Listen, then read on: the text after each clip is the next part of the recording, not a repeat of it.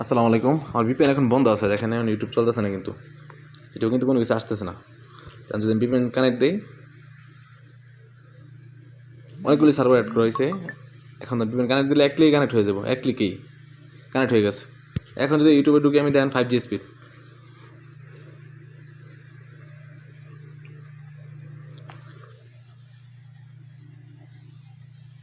এখন ইউটিউবে সব 5G স্পিডে চলবো। দেখেন আমি যে কোনো একটা ভিডিও প্লে করি, সাথে সাথে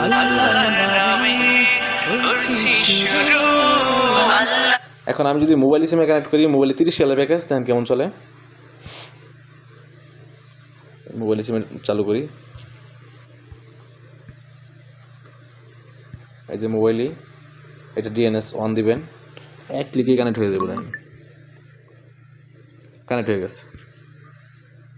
এখন ইউটিউবে ঢুকে দেখেন, এটাও 5G স্পিডে চলবো, কোনো সমস্যা নাই। যে কোনো ভিডিও আপনি প্লে করে দেখতে পারেন, সাথে সাথে কানেক্ট। উম্মতকে শিখিয়ে দিয়ে গেছে তোমরা মাসিহ যারা সৌদি আরব একদম 5G স্পিড।